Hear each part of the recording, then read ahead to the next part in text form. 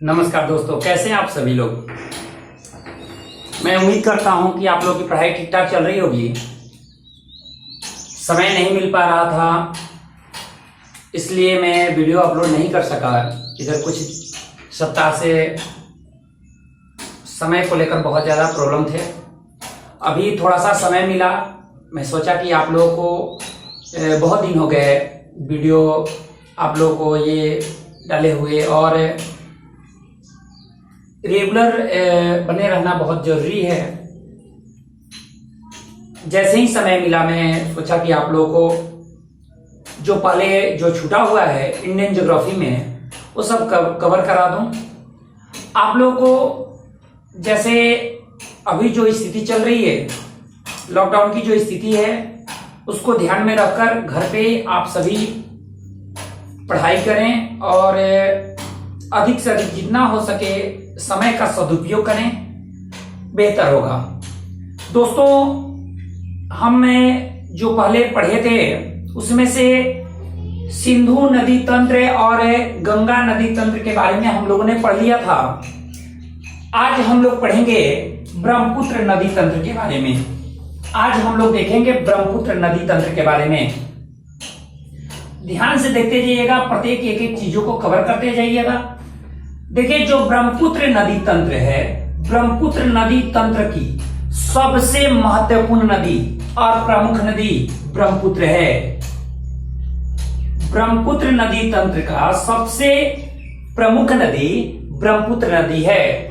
यह भारत की सबसे लंबी नदी है, भारत की सबसे बड़ी नदी है, बहाव की दृष्टि से सबसे अधिक जल की मात्रा लेकर जाने वाली नदी है, और इसकी लंबाई लगभग 2900 किलोमीटर है।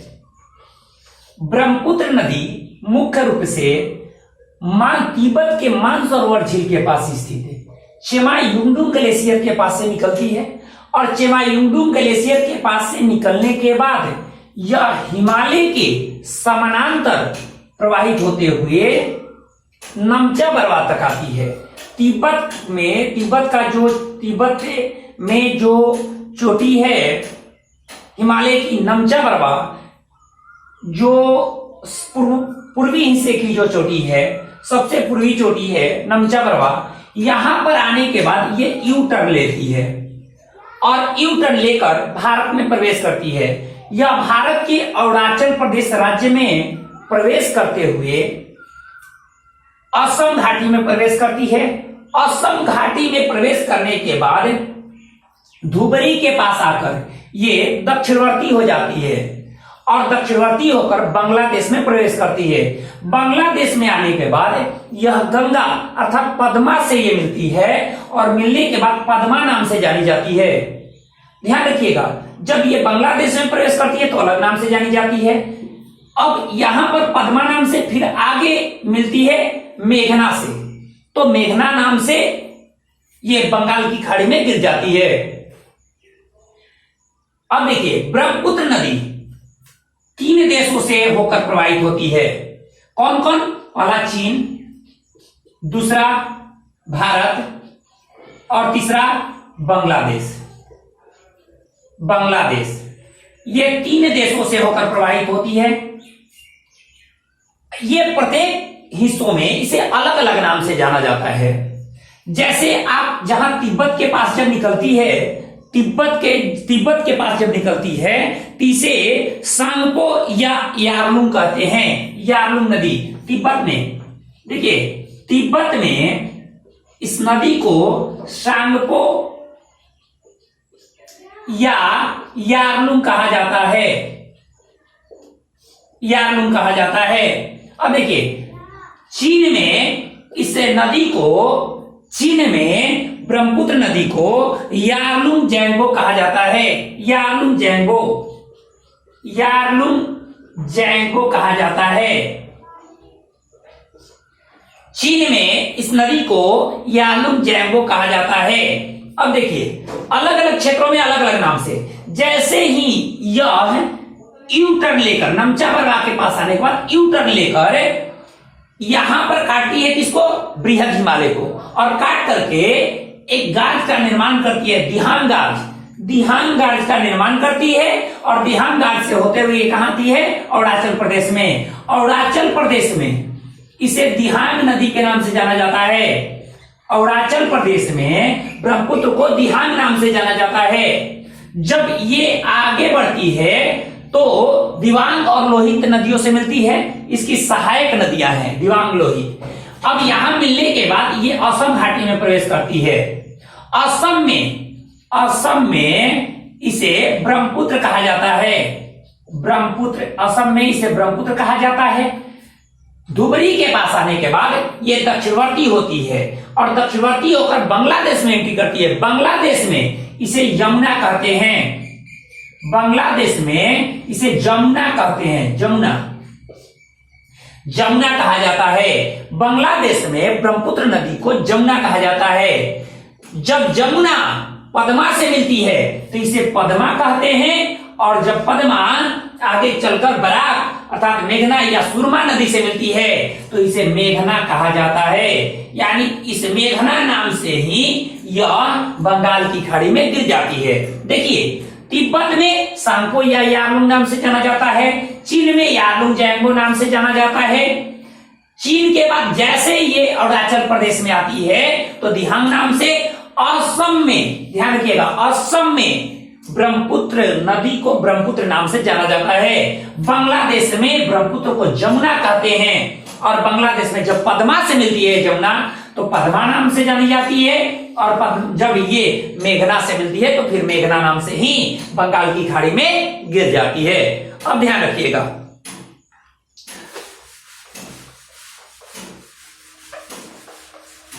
सबको नोट करते जाइएगा।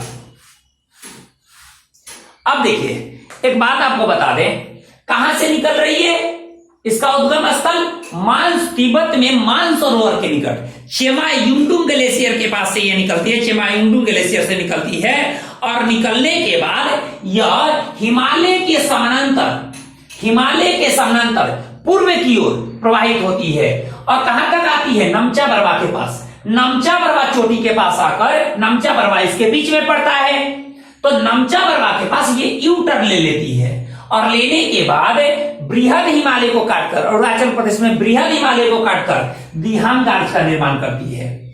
अब देखिए, दिहांग घाट का निर्माण करती है, आगे बढ़ती है तो ये अरुणाचल प्रदेश से असम में आती है।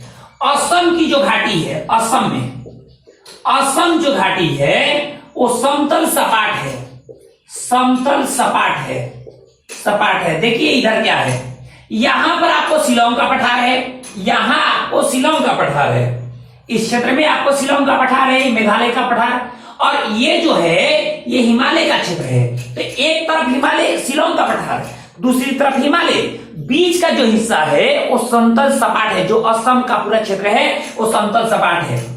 तो जब समतल ये मैदान में जब प्रवाहित होती है, जब असम में ये समतल मैदान में जब प्रवाहित होती है तो समतल मैदान में यह नदी जब प्रवाहित होती है तो रैंप घाटी का निर्माण करती है। असम में समतल सपाट, असम घाटी में यह रैंप घाटी का निर्माण करती है। रैंप घाटी आप देखे होंगे, जैसे मान लेते हैं जो मॉडल जो कैटवॉक करते हैं तो रैंप एक पतला सा एकदम ये बनाया रहता है, सीधा लंबा, और उसपे वह करते हैं। तो एक बात जरा सोचिए, तो ये चीजें यहां भी है। असम का जो समतल सपाट मैदान है वहां पर यह नदी रैंप घाटी का निर्माण करती है, ठीक उसी प्रकार पतला सा एक घाटी का निर्माण करती है। और इसी समतल सपाट मैदान में ये गुम्फित जलमार्ग भी बनाती है। अर्थात यहां पर क्या करती है कि ये नदी कई सारे समतल सपाट होने के चलते कई सारे धाराओं में बढ़ जाती है। तो मान लेते हैं ये प्रवाहित हो रही है, सपोज ये प्रवाहित हो रही है, और प्रवाहित जब हो रही है तो क्या हुआ, यहां से फिर मुड़ गई, यहां से एक धारा मुड़ गई, बीच में दोनों ओर से नदी हो गई, बीच में कुछ भूमि रह गया। इसी प्रकार ये असम घाटी में असम का जो समतल सपाट मैदान है, इस मैदानी वाले हिस्से में क्या स्थिति है कि छोटे छोटे द्वीप बने हुए हैं, छोटे छोटे नदी द्वीप बने हुए हैं। ये नदी द्वीप, इसी नदी द्वीप में मजुली, इसी नदी द्वीप में मजुली भी एक नदी द्वीप है जो असम घाटी में मौजूद है, और मजुली विश्व का सबसे बड़ा नदी द्वीप है। मजुली विश्व का सबसे बड़ा नदी द्वीप है।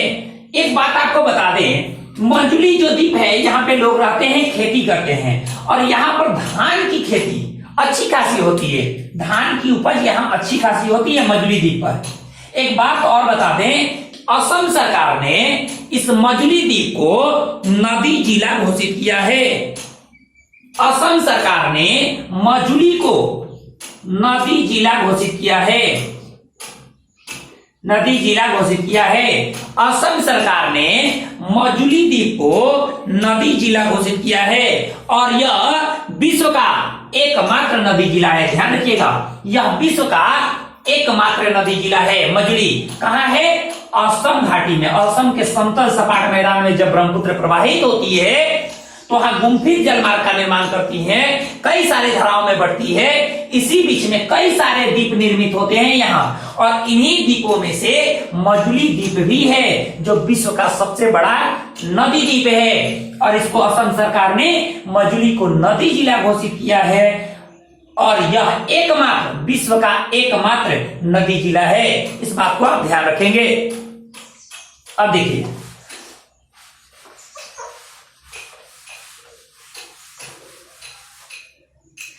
अब इसमें अगर हम देखें तो ये तो हम बता दिए अलग अलग नाम से जानी जा रही है। देखिए, मणिपुर के आसपास, मणिपुर के क्षेत्रों में इधर तो जाती नहीं है, इधर से कुछ नदियां निकलती हैं, मणिपुर से कुछ नदियां निकलती हैं, नागालैंड मणिपुर तरफ से नदियां निकलती है, छोटी छोटी नदियां हैं, लेकिन ये बांग्लादेश में आकर मिलती है इससे। ऐसे हम बता दे रहे हैं, मणिपुर के जो लोग हैं वो क्या करते हैं, वहां के जो जनजाति लोग हैं वो क्या करते हैं कि नदियों में जो धारा प्रवाहित हो रही है, जो छोटी छोटी नदियां हैं, इसमें क्या करते हैं कि वो अवसादों या लकड़ियों को क्या करते हैं कि नदियों के बीच में रख करके और उस पर अपना आवास बना करके रहते हैं। यानी तैरते हुई लकड़ियों, अवशिष्ट जो वनस्पतियां होती हैं, जो तैरती हुई लकड़ियां हैं, जो अवशिष्ट वनस्पतियां हैं, उस पर वो निवास करते हैं, उस पर वो रहते हैं, उसको हमें फोमडिस कहते हैं। फोमडिस। मणिपुर की अधिकांशतः जो जनजातियां हैं वो क्या करती हैं, इन नदियों में जो बहने वाले जो भी अवशिष्ट वनस्पतियां हैं या लकड़ियां हैं, उसी पर वो रहते हैं, उसको फोमडिस कहा जाता है। इस चीज को ध्यान रखिएगा, क्वेश्चन इससे पूछा जा चुका है यूपीएससी में। अब देखिए, एक बात आपको बता दें, अब इसके हम बात कर रहे हैं, बात करेंगे कि इसके जो सहायक नदियां हैं उसके बारे में बात करेंगे। तो इसकी सहायक नदियों में ध्यान रखिएगा, इसकी सहायक नदियां कौन कौन है। सहायक नदी में कौन है? पहला नंबर, जब ये ब्रह्मपुत्र नदी ये प्रवाहित हो रही है तो ये उसका दाहिना साइड हुआ ऊपर में, और नीचे में बायां साइड, क्योंकि नदी ऐसे प्रवाहित हो रही है। तो अगर हम इधर से जा रहे हैं तो हमारा दाहिना साइड इधर होगा, तो दाहिना साइड ये हुआ राइट साइड, और लेफ्ट साइड ये होगा। तो ध्यान रखिएगा, इसका राइट साइड ये होगा इधर से, और लेफ्ट साइड इधर से होगा। लेफ्ट साइड से यानी इधर से, यानी जो बाईं तरफ है, बाईं तरफ से जो नदियां मिलती हैं किसमें? ब्रह्मपुत्र नदी में। उसमें कौन कौन है आप नोट करते जाइए। बाईं ओर से मिलने वाली नदियां पूछ देता है, बाईं ओर से दाईं ओर से।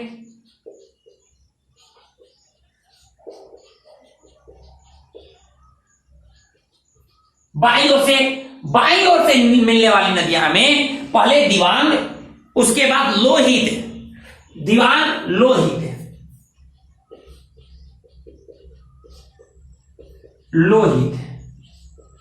ये प्रमुख नदियों में है दिवांग लोहित।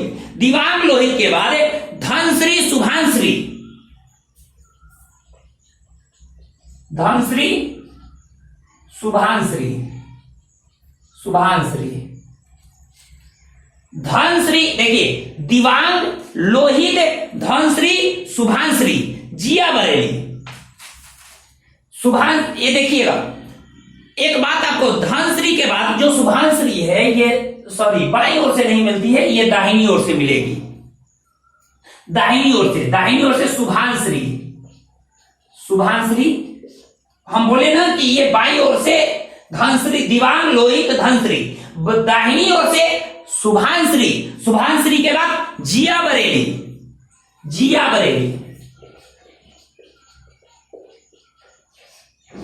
मानस,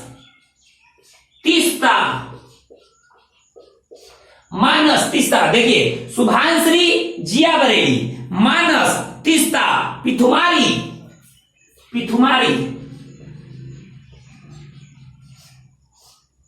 संकोश, ये सारी नदियां ये दाहिनी ओर से मिलती है। ध्यान रखिएगा, इसके सहायक नदियों में कौन कौन है? दिवांग, लोहित, धनश्री, शुभांश्री, जिया बरेली, मानस, तीस्ता, पिथुमारी, संकोश। ये थोड़ा सा अजीब नाम है, लेकिन इसको याद ध्यान रखिएगा। ये प्रमुख नदियां हैं। बाईं ओर से मिलने वाली नदियां हैं दिवांग, लोहित, धनश्री। दाईं ओर से मिलने वाली नदियां में शुभांश्री, जिया बरेली, मानस, तीस्ता, पिथुमारी और संकोश। आपको बता दें, ये तीस्ता नदी जो है ये सिक्किम के जेमू ग्लेशियर से निकलती है, और सिक्किम के जेमू ग्लेशियर से निकलने के बाद बांग्लादेश में आकर ये किससे मिलती है? ब्रह्मपुत्र नदी से मिलती है। वही मानस नदी जो है वो भूटान से निकलकर असम में ब्रह्मपुत्र नदी में मिल जाती है। मानस नदी भूटान से निकलकर और असम में ब्रह्मपुत्र में मिल जाती है। जबकि आप इसको देखिएगा तो ये नदी जो तीस्ता है वो जेमू ग्लेशियर, जो हम आपको जब बता रहे थे ग्लेशियर, तो उसमें बताए थे कि यहाँ जेमू ग्लेशियर, तो जेमू ग्लेशियर से निकलने के बाद ये आकर बांग्लादेश में ब्रह्मपुत्र में मिल जाती है। ये इनकी सहायक नदियां रही।